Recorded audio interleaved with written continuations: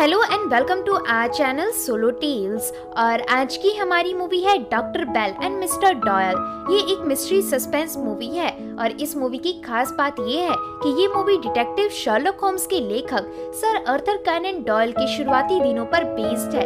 दरअसल Arthur Conan Doyle ने अपने medical school teacher doctor Bell से प्रेरित होकर शर्लक होम्स के कैरेक्टर को बनाया था। इसमें दिखाया गया है कि किन घटनाओं ने आर्थर कॉनन डॉयल जैसे आम स्टूडेंट को शर्लक होम्स की जासूसी कहानी लिखने को प्रेरित किया।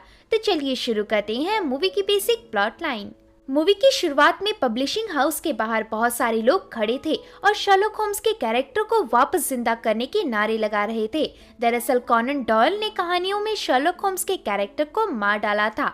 यहाँ कॉनन डॉयल किसी तरह लोगों से छिपकर पब्लिशिंग हाउस के अंदर जाता है। तब डॉयल का पब्लिशर उसे दिखाता है कि शर्लक को मारने की वजह से बाहर काफी सारे फैंस नाराज हो गए हैं और कई शर्लक फैंस ने तो डायरेक्ट धमकी भरे लेटर्स भेजे हैं। आखिर तुम्हें शर्लक के कैरेक्टर को खत्म करने की जरूरत क्या पड़ी? तो इसे सुन आर्थर डॉयल एक पुरानी घटना को याद करता है जिसके साथ कहानी फ्लैशबैक में चली जाती है। उस वक्त आर्थर काफी यंग थे और उन्हें मेडिकल एजुकेशन लेने दूसरे टाउन में जाना पड़ा था। इसी टाउन में एक बैगर वायलिन प्ले करके कुछ पैसे कमाता था। इस टाउन में आकर सिर्फ वो बैगर ही आर्थर को थोड़ा अच्छा लगता है क्योंकि ये पूरा स्ट्रीट गवार और वेश्याओं से भरा हुआ था।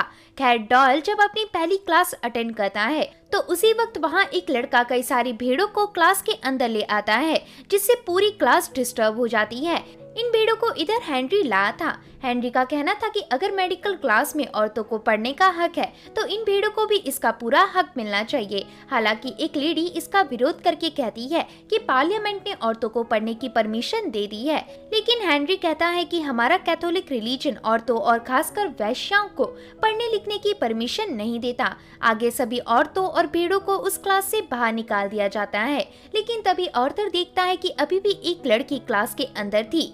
आर्थर उस लड़की के पास जाता है। इस लड़की का नाम एलिजाबेथ था और एलिजाबेथ लड़कों के कपड़े पहनकर क्लास अटेंड करने आई थी। तभी वहां आकर हेनरी भी एलिजाबेथ को देख लेता है और उसकी तरफ कुछ पैसे फेंकते हुए कहता है कि जो एक नॉर्मल वेश्या करती है तुम्हें भी वही करना चाहिए। आगे आर्थर के इस स्कूल में दो फ्रेंड्स बनते हैं जिनका नाम थॉमस और पैम्बर था। थॉमस का इविल और सैटेनिक जैसी चीजों पर काफी इंटरेस्ट होता है। वो आर्थर को बताता है कि इविल पावर हम सभी को वो चीज करने पर मजबूर कर देती है जो हम कभी भी करना नहीं चाहते। इधर आर्थर का पूरा ध्यान थॉमस की बातों की जगह उसी बैगर की तरफ था जो इधर भी म्यूजिक प्ले कर रहा था। आगे आर्थर किसी काम से क्लिनिक सर्जन के ऑफिस जाता है, लेकिन अंदर का ऑफिस लॉक था। तभी एक ओल्ड मैन आर्थर से कहता है कि वो ऑफिस कुछ दिनों तक बंद रहेगा। आर्थर कहता है मैं इधर डॉक्टर बेल से एक काम के सिलसिले में मिलने आया हूँ। तो इसे सुन वो ओल्ड मैन एक लाश के ऊपर जोर से मारता है। इसे देख आर्थर थोड़ा परेशान होता है। तब वो आदमी बताता है कि इस लाश को मरे सिर्फ 14 घंटे हुए हैं और इतने कम समय में इसके ब्लड वेसल्स बिल्कुल स्लो हो गए हैं, जिस कारण इतने मार के बाद भी बॉडी के ऊपर कोई लाल निशान या मार्क तक नहीं आ रहे। ऐसा बोलकर वो आदमी उस लाश पर गन से शूट कर देता है, जिसे देख आर्थर के होश उड़ जाते हैं। लेकिन यही उस ओल्ड मैन के काम करने का तरीका था।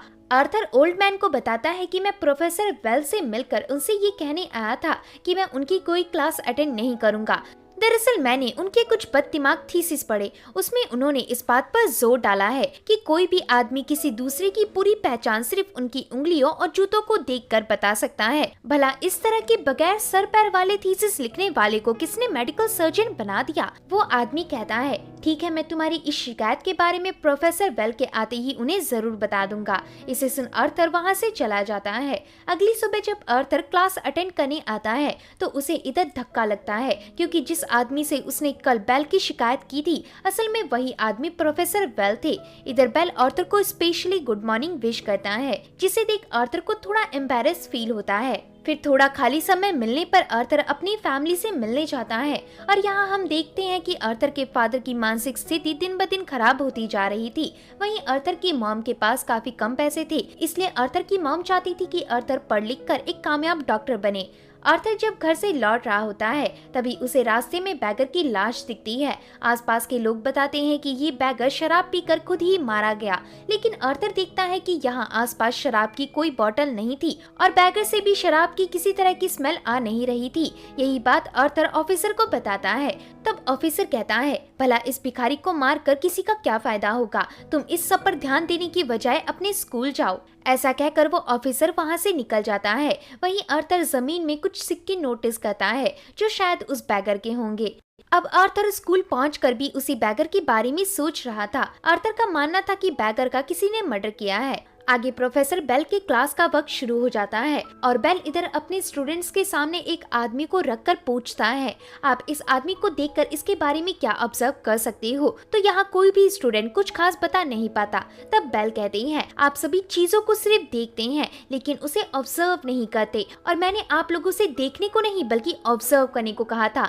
जहाँ से मैं देख रहा हूँ मुझे इतना पता चल रहा है कि ये आदमी लिम्बर्टन शहर का रहने वाला है। इसके पास 3 अलग अलग रंग के घोड़े हैं और ये हाल ही में आर्मी से रिटायर हुए हैं। इसे सुन खुद वो आदमी भी शॉक रह जाता है। तब बेल बताते हैं कि सबसे पहले मैंने इस आदमी के बूट्स को देखा। इसके बूट्स की नोक लिम्बर्टन शहर में पाई जाने वाली मिट्टी से बनाए गए हैं। वहीं इस तरह के ढांचे वाले बूट्स को उन्हें ही गिफ्ट किया जाता है जो आर्मी से हाल फिलहाल में रिटायर होते हैं। और सबसे आखिरी चीज, इनके दोनों स्लीव्स के पास 3 अलग अलग रंग के घोड़ों के बाल हैं जो शायद इनसे हॉर्स राइडिंग के वक्त चिपक गए होंगे। यानी इनके पास 3 अलग अलग रंग के घोड़े हैं। इसका मतलब हर छोटी सी छोटी डिटेल्स भी हमें बहुत बड़ी ऑब्जर्वेशन तक ले जा सकती है। इसे सुन सभी स्टूडेंट्स तालियां बजाते हैं। लेकिन आर्थर का मानना था कि ऐसे ट्रिक्स प्रैक्टिकल लाइफ में काम नहीं करती। तो ये बात प्रोफेसर बेल के कानों में पड़ जाती है और बेल आर्थर को अपने ऑफिस रूम में मिलने बुलाते हैं। आगे बेल आर्थर से कहते हैं, मेरी थ्योरी पर हर स्टूडेंट आसानी से यकीन कर लेता है, लेकिन ऐसे बहुत कम लोग होते हैं जो इस थ्योरी पर तर्क करते हैं, और ऐसे लोग मुझे काफी पसंद है क्योंकि उनके अंदर जानने की क्यूरियोसिटी है। इसलिए अब से तुम मेरे लैबोरेटरी असिस्टेंट हो। इसे सुन आर्थर काफी हैरान होता है क्योंकि मिस्टर बेल हमेशा उसकी सोच से अलग हटकर काम करते थे। आगे आर्थर बेल का असिस्टेंट बनकर उनसे कई सारी नई चीजें सीखता है।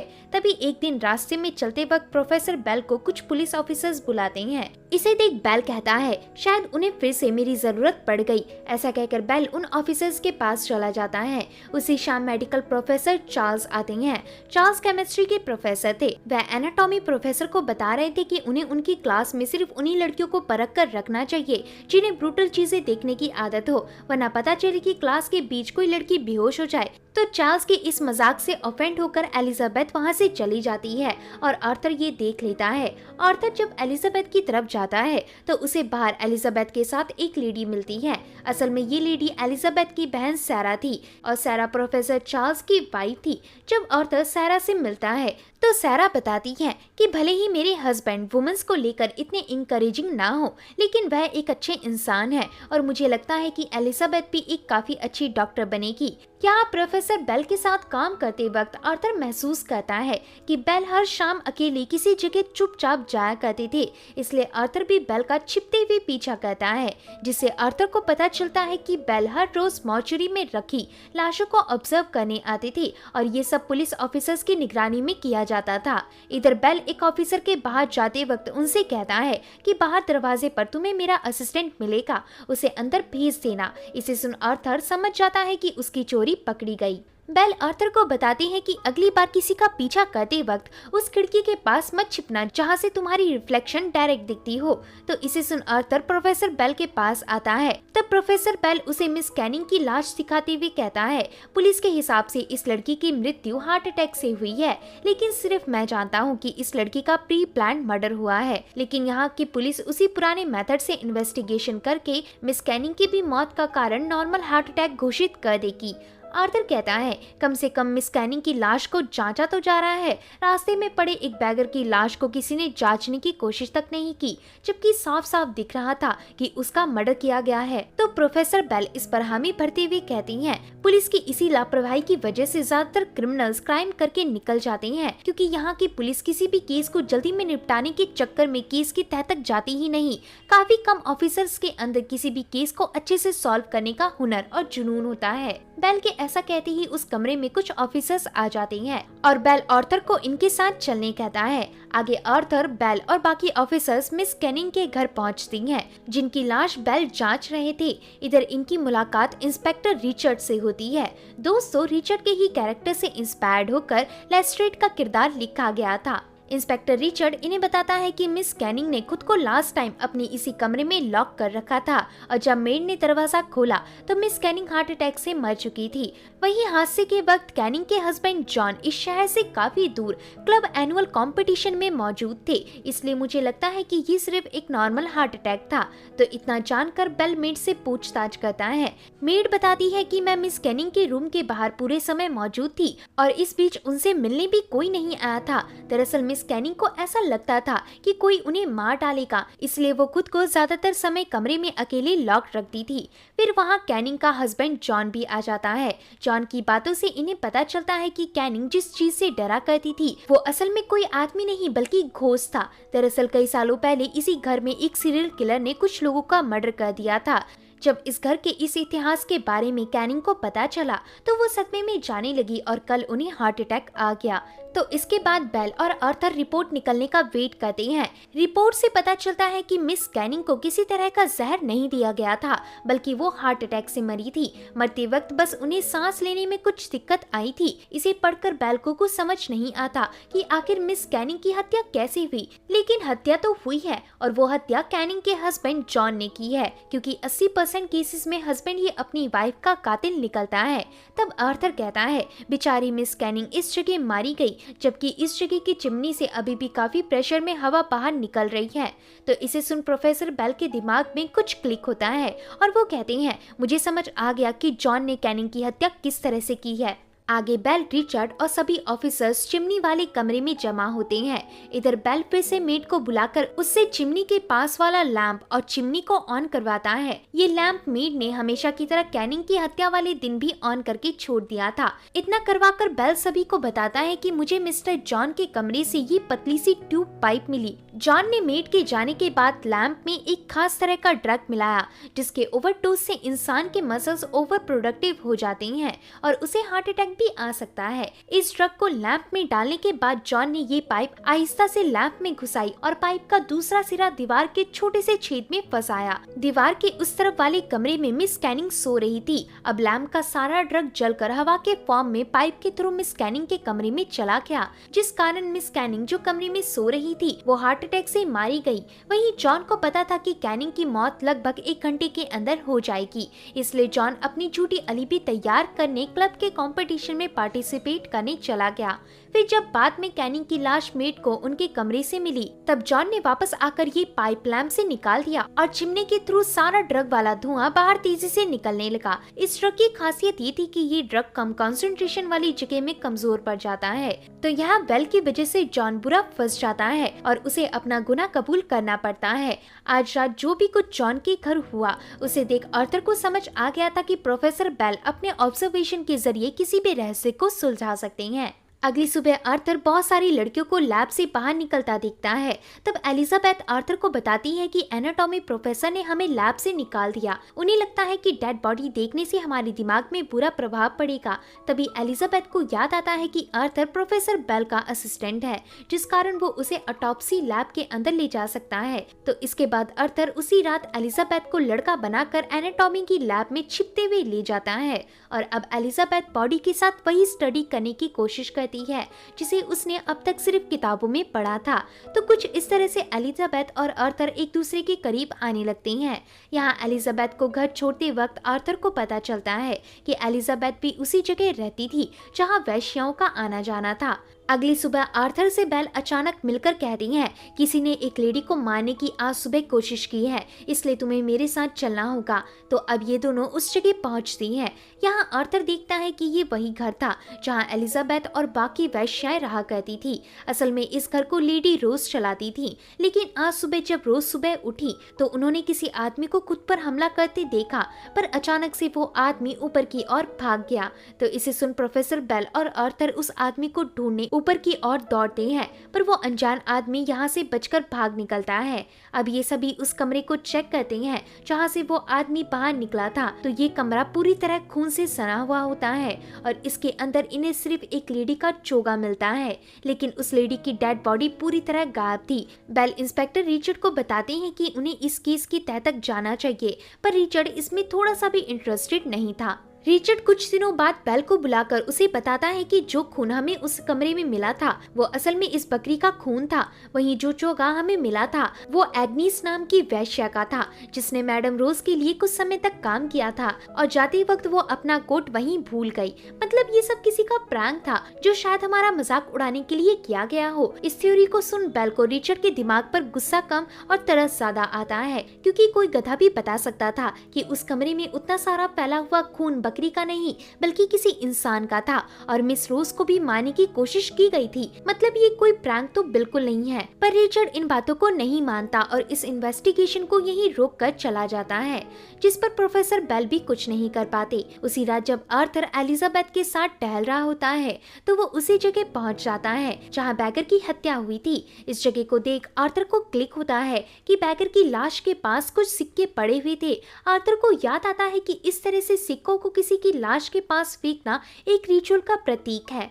अगली सुबह आर्थर यही बात प्रोफेसर बेल को बताता है और कहता है कि स्ट्रीट में जिस बैगर का कत्ल हुआ था वो हमेशा अपने पैसे अपने हैट में रखता था।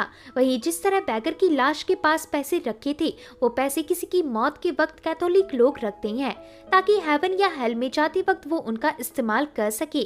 और मुझे शक है कि ऐसा काम सिर्फ हेनरी कर सकता है। हेनरी प्योर कैथोलिक फैमिली से है और उसके पास बकरियां भी बहुत सारी हैं।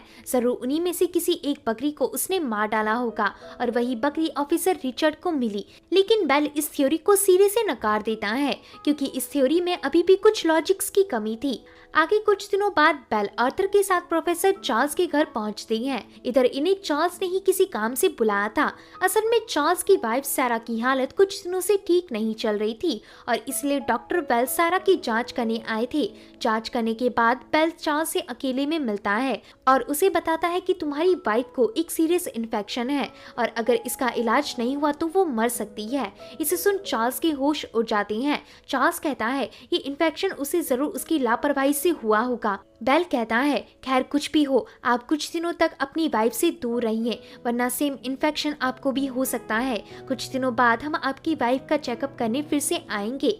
ऐसा कहकर आर्थर और बेल वहाँ से चले जाते हैं। रास्ते में आर्थर बेल से कहता है आप जानते हैं कि मिस सारा को कोई नेचुरल इन्फेक्शन नहीं हुआ बल्कि कोई उन्हें आर्टिफिशियल तरीके से मेंटली डिस्टर्ब कर रहा है और मोस्ट प्रोबेबली ऐसा करने वाला उसका हस्बैंड चार्ल्स है। बेल कहता है हाँ मैं ये बात अच्छी तरह से जानता हूँ लेकिन मैंने इस बात का जिक्र किसी के सामने इसलिए नहीं किया क्योंकि हमारे पास कोई सबूत नहीं है। वहीं चार्ल्स प्रोफेसर होने के साथ साथ शहर का काफी बड़ा आदमी है। उसके खिलाफ जाने के लिए हमें सबूत की सख्त जरूरत पड़ेगी। तो इस बात को सुन आर्थर को काफी गुस्सा आता है। अगली सुबह आर्थर एलिजाबेथ से मिलता है और यहाँ बातों ही बातों में एलिजाबेथ डॉयल को बताती है कि मैं थोड़ी डरी हुई हूँ। मुझे ऐसा लग रहा है कि कोई मेरा पीछा कर रहा है। इवन कोई मेरे कमरे तक आया था। दरअसल मुझे आज सुबह ही मेरे कमरे से कुछ कॉइन्स मिले। तो इसके बाद आर्थर और बेल उन कॉइन्स को देखते हैं। ये कॉइन्स कोई एलिजाबेथ की खिड़की में रखकर चला गया था और ये वैसे ही रखे हुए थे जैसे बैगर की लाश के पास थे।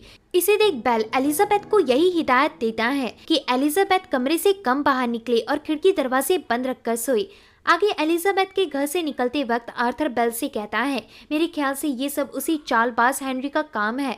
उसने मेरे सामने एलिजाबेथ पर कॉइन भी फेंके थे और अब हेनरी एलिजाबेथ को मारना चाहता है। हमें किसी तरह हेनरी को पकड़ना होगा।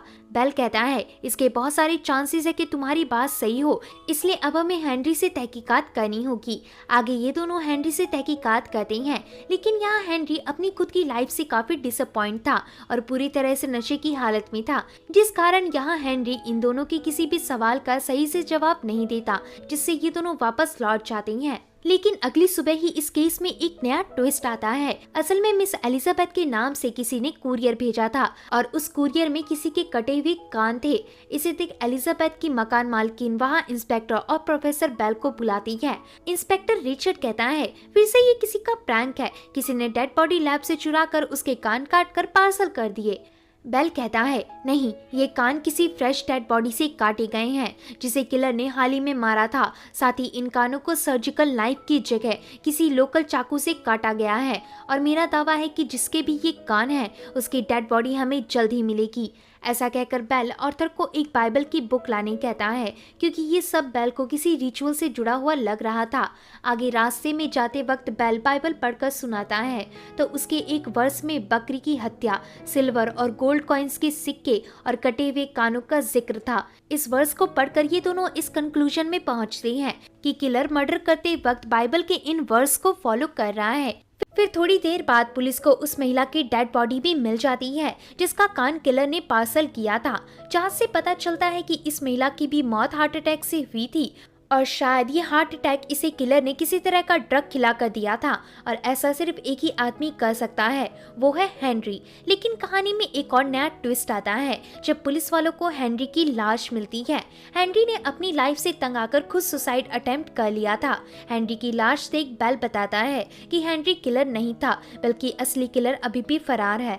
फिर उसी दिन बेल एलिजाबेथ से मिलता है और उसे बताता है कि किलर उनकी सोच से काफी आगे है और एलिजाबेथ जहाँ रहती है उस जगह किलर का आना जाना काफी नॉर्मल है और एलिजाबेथ को बगैर किसी के पता चले लंदन शिफ्ट हो जाना चाहिए और इसका पूरा खर्चा मैं दूंगा। तो इसके बाद एलिजाबेथ प्रोफेसर बेल के समंदर के पास खरीदे हुए घर में शिफ्ट हो जाती है और यहाँ आर्थर भी एलिजाबेथ से हर रोज मिलने आता था, जिस कारण ये दोनों एक दूसरे के साथ काफी समय बिताते थे। आगे आर्थर सैरा की जांच करने उनके घर जाता है तो यहाँ सैरा आर्थर से कहती है कि मेरी दिमागी दशा दिन ब दिन बिगड़ती जा रही है, क्या मुझे सच में कोई इन्फेक्शन है या फिर मेरे साथ कुछ और हो रहा है। ऐसा कहकर सैरा अपने हाथ में रखी कुछ पिल्स दिखाती है, पर उतने में ही वहाँ पर चार्ल्स आ जाता है और आर्थर से कहता है कि बगैर मिस्टर बेल के मैं तुम्हें मेरी वाइफ सैरा की जांच नहीं करने दे सकता। तो अब आर्थर को यहाँ से जाना पड़ता है।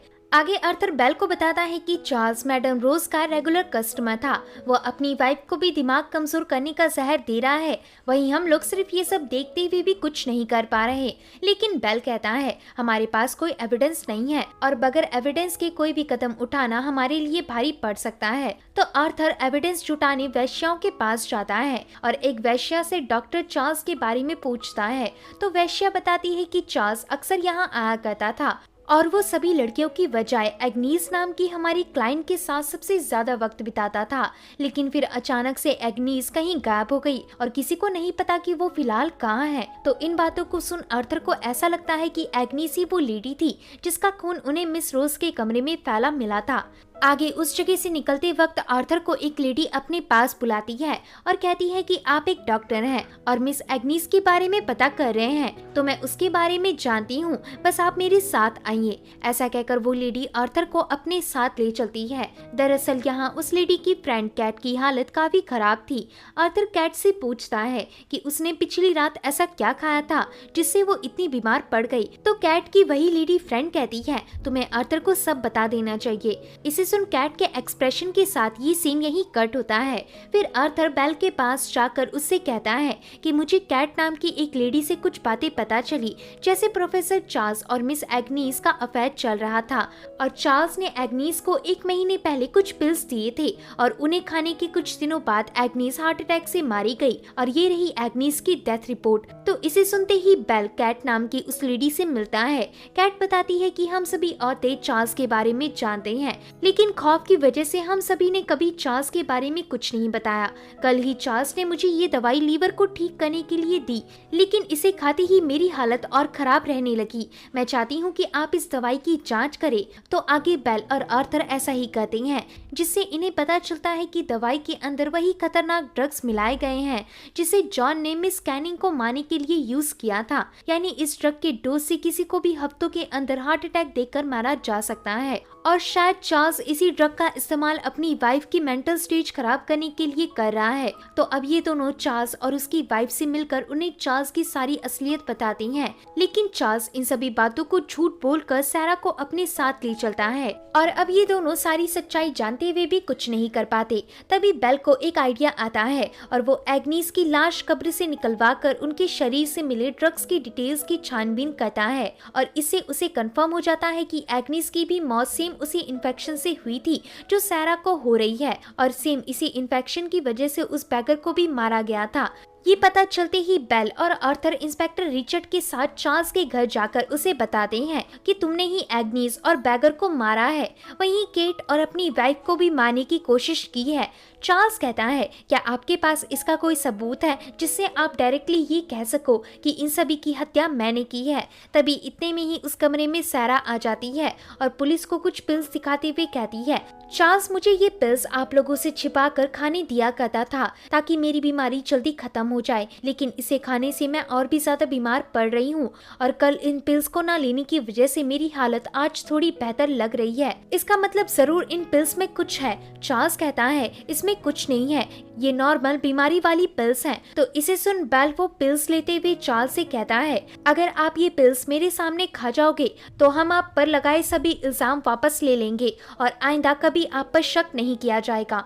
तो यहाँ चार्ल्स इन पिल्स को खाने में झिझकने लगता है। बेल कहता है, तो आप इस बात से अच्छी तरह से वाकिफ हैं कि इन पिल्स में खतरनाक ड्रग्स हैं और सेम यही ड्रग्स लेने की वजह से केट नाम की एक लड़की बीमार पड़ गई थी, वो आपके खिलाफ गवाही देगी। तो इसे सुन चार्ल्स रिवील करता है कि हाँ, ये सब मैंने ही किया था, लेकिन एग्नीस को मैंने नहीं मारा, बस उसका और मेरा सीक्रेट अफेयर हुआ करता था। वही ये पिल भी मेरी नहीं है, इसे मुझे ब्रोथल से आए मेरे एक स्टूडेंट ने दिया था। उसका कहना था कि इन दवाइयों में एक ऐसी ड्रग की मात्रा बहुत ज्यादा है जो किसी भी बीमारी को जल्द ही खत्म कर सकती है, इसलिए मैंने बगैर कुछ पर के यही पिल्स अपनी पेशेंट केट को प्रिस्क्राइब किया और सेम पिल्स अपनी वाइफ को देने लगा ताकि उसकी बीमारी जल्दी ठीक हो जाए। लेकिन मैं ये भूल गया था कि इन्हें ही खाने की वजह से सारा की हालत और खराब होती जा रही थी। ऐसा कहकर चार्ल्स सारा से माफी मांगता है। तब सारा भी चार्ल्स को माफ कर देती है और सभी से इनके बीच आज जो कुछ भी हुआ वो सब राज रखने कहती है। आगे वहाँ से लौटते वक्त बेल आर्थर को बताता है कि चार्ल्स भी कोई खूनी नहीं था, बल्कि उसे भी किलर ने ड्रग्स बेचे थे। इवन बैगर की भी हत्या उसी किलर ने की है और मुझे पता है कि किलर इस वक्त अपना अगला टारगेट किसको बनाएगा। ऐसा कहकर बेल आर्थर को केट के घर लाता है तो केट यहाँ थोड़ी जख्मी होती है। केट बताती है कि इधर कोई मुझे धमकाने आया था और फिलहाल वो ऊपर के फ्लोर में गया है। तो इसे सुन आर्थर ऊपर जाता है। यहाँ देखने पर आर्थर को कोई लेडी बेड में बेहोश मिलती है। इतने में ही आर्थर को आवाज आती है, मैंने इसे कुछ नहीं किया, वो सिर्फ सोई हुई है। इसे सुन आर्थर जब पीछे मुड़ता है तो उसे पता चलता है कि असली किलर उसी का फ्रेंड थॉमस था। थॉमस कहता है, मैंने बस उसे पिल देकर बेहोश किया है, इसी पिल को खिलाकर मैं बाकी औरतों को ब्रूटल तरीके से मारता था। इन पिल्स का सबसे पहला एक्सपेरिमेंट मैंने बैगर पे किया था जिससे वो मारा गया। वहीं इसके कुछ दिनों बाद मैंने ही प्रोफेसर चार्ल्स को ये पिल्स प्रिस्क्राइब किए थे, ये सोच कर कि उसकी वाइफ जल्दी मर जाएगी, लेकिन ऐसा नहीं हुआ। आर्थर कहता है, पर तुमने ऐसा क्यों किया? थॉमस कहता है, ऐसा करने में मुझे मजा आता है, हर औरत की जान लेना मेरा शौक नहीं बल्कि जुनून है। याद है मैंने तुमसे पहली ही मुलाकात में कहा था कि हर एक इंसान के अंदर एक इविल छिपा हुआ होता है जो उसे वो सब करने पर मजबूर कर देता है जो वो कभी नहीं करना चाहता। बस वही इविल मेरे अंदर छिपा है। तभी वहाँ मिस्टर बेल आ जाते हैं, जिसे देख थॉमस वहाँ से भागने लगता है और यहाँ थॉमस किसी तरह से इनके सामने से भाग निकलने में कामयाब होता है। जिसके बाद आर्थर और बेल उस इलाके में पहुँचते हैं जहाँ बेल ने एलिजाबेथ को शिफ्ट किया था। यहाँ इस घर से इन्हें एक नोट मिलता है जिसमें लिखा था कि मैं माफी चाहती हूँ पर मैं तुम्हें धोखे में नहीं रख सकती, इसलिए मैं इस मामले को यहीं खत्म कर रही हूँ। तो इसे पढ़ जब आर्थर और बेल बाहर निकलते हैं तो इधर इन्हें एक मिट्टी का ताबूत दिखता है जिस पर थॉमस ने आर्थर के लिए एक मैसेज छोड़ा था कि तुम्हारे सारे तौर तरीके बेकार हैं, तुम मुझे कोई क्राइम करने से नहीं रोक सकते। इसका मतलब थॉमस इधर आया था। इधर बेल आर्थर को इस मिट्टी से छेड़छाड़ करने से मना करता है, लेकिन उससे पहले ही आर्थर मिट्टी के ताबूत को देखने के लिए तोड़ देता है और इसमें आर्थर को एलिजाबेथ का चोगा मिलता है। इसे देख आर्थर जल्दी से पास वाले वेयर हाउस की तरफ भागता है तो यहाँ से उसे एलिजाबेथ की लाश मिलती है। आगे आर्थर एलिजाबेथ को याद करते हुए अकेला खड़ा होता है। तभी बेल आर्थर के पास जाकर उसे बताते हैं कि पुलिस ने इस मामले को पूरी तरह सुसाइड कंफर्म कर दिया है। क्योंकि इस पूरे केस में मिट्टी में लिखा वो नोट ही आखिरी सबूत था जिससे हम इसे मर्डर डिक्लेयर कर सकते थे, पर तुमने उसे पहले ही तोड़ दिया। वहीं जो सुसाइड नोट हमें एलिजाबेथ के कमरे से मिला था, उसे थॉमस ने एलिजाबेथ को मारने के बाद उसकी डायरी के किसी पन्ने से काट कर निकाले थे, लेकिन इतना साफ है कि एलिजाबेथ सुसाइड करने वाली नहीं थी। तो इसे सुन आर्थर बेल से नाराज होता है, क्योंकि इतना सब जानते हुए भी बेल एलिजाबेथ के मर्डर को मर्डर साबित नहीं कर सकता। मतलब इस केस में बेल हार गए और वो सीरियल किलर थॉमस जीत गया। यानी रियल लाइफ में जरूरी नहीं होता कि हमेशा हीरो की ही जीत हो। इसी घटना ने आर्थर के दिमाग में छाप छोड़ दी और उन्होंने शर्लॉक को अपनी लेटेस्ट कहानी में जिताने की बजाय हारता हुआ दिखाया, क्योंकि रियलिटी हमेशा कड़वी होती है। मूवी के एंड में बताया जाता है कि थॉमस, जो कि आर्थर कॉनन डॉयल का दोस्त था, वो वाकई में एक सीरियल किलर निकला और उसे फांसी की सजा दी गई। वहीं आज तक थॉमस पर ऐसा शक है कि वही जैक द रिपर था जिसने अपने समय की सबसे क्रूर हत्याएं की थी। तो होप है कि दोस्तों आपको ये मूवी पसंद आई होगी। अगर वीडियो पसंद आता है तो वीडियो को लाइक और चैनल को सब्सक्राइब करें। मिलते हैं ऐसे ही एक और मजेदार वीडियो के साथ, तब तक के लिए आप अपना ध्यान रखें। धन्यवाद।